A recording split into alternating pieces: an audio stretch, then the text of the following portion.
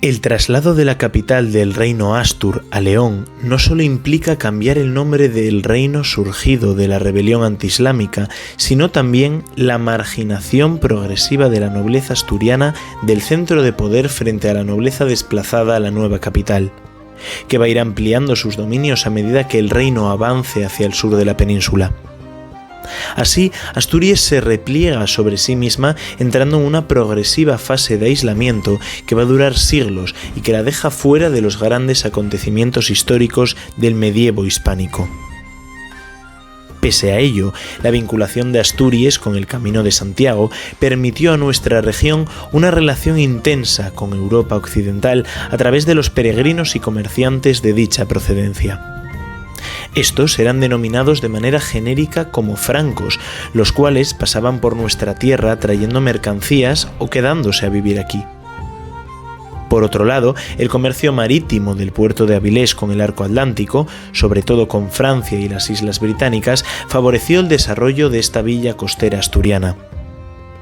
Ubieu quedó como sede episcopal y la Iglesia se convirtió en uno de los poderes principales del país a falta de una autoridad política fuerte que ejerciera un contrapeso.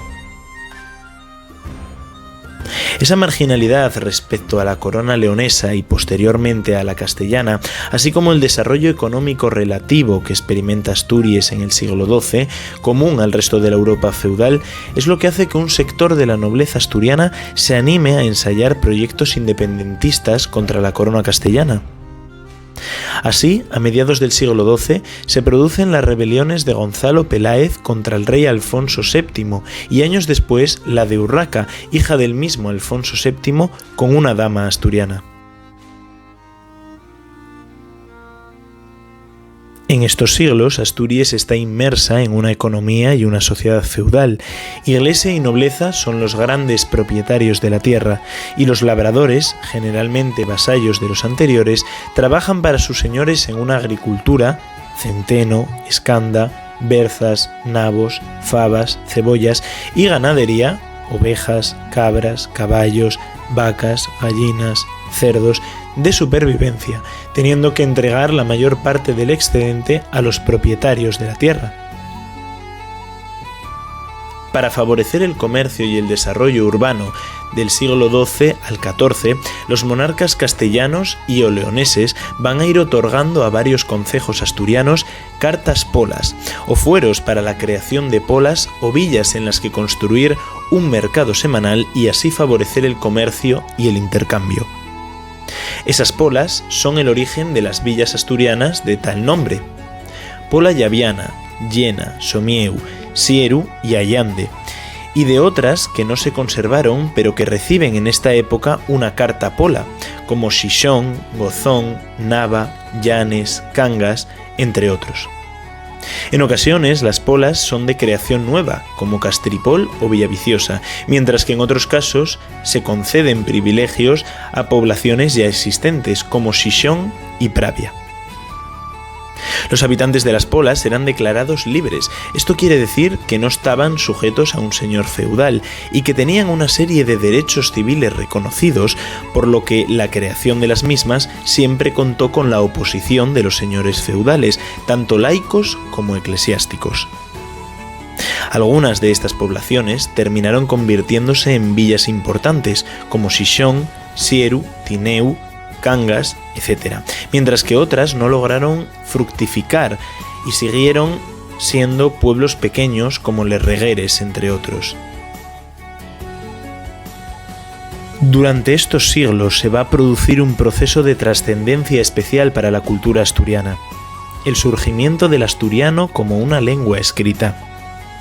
El viejo latín de época imperial evolucionará tanto y de formas tan distintas en los diferentes territorios que en su día formaron parte del Imperio Romano, que en el siglo XII el idioma usado en los documentos oficiales era ininteligible para una gran masa poblacional analfabeta que hablaba un latín mucho más evolucionado y entrelazado con otras lenguas precedentes y con aquellas con las que estaban en más estrecho contacto.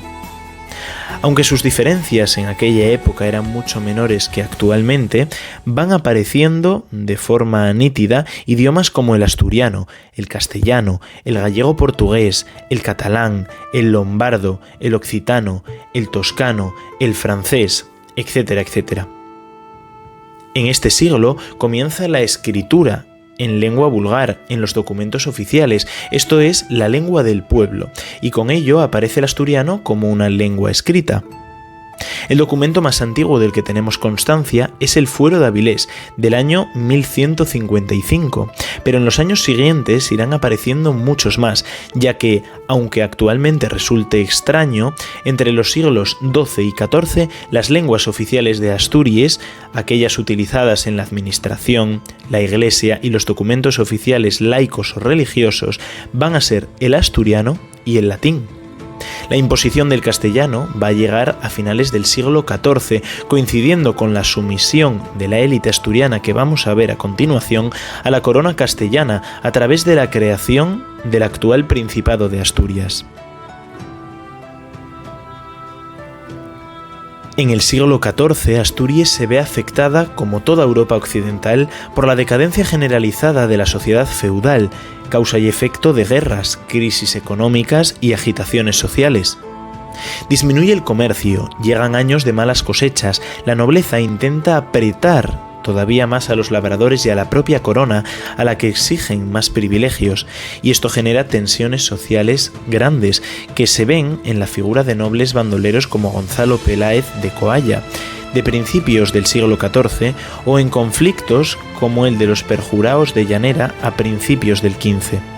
que fueron excomulgados por el arzobispo de Ubieu al negarse a pagar nuevos impuestos que les exigían.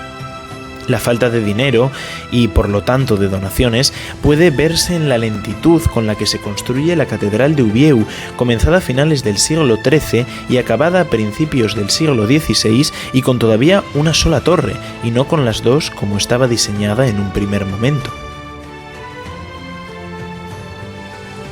El contexto de crisis económica y de enfrentamientos entre la nobleza, la corona, las villas urbanas y los labradores desencadena a finales del siglo XIV la rebelión del conde Alfonso Enríquez, principal señor feudal de Asturias, que se hará fuerte en Xixón frente al ejército castellano.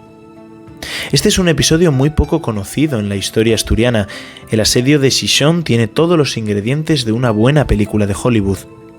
Una ciudad defendida por una princesa portuguesa, Isabel de Braganza, esposa de Alfonso Enríquez, y apoyada por una flota de piratas ingleses a cambio de usar el puerto de la ciudad como base de operaciones para sus acciones e incursiones de piratería por la costa gallega.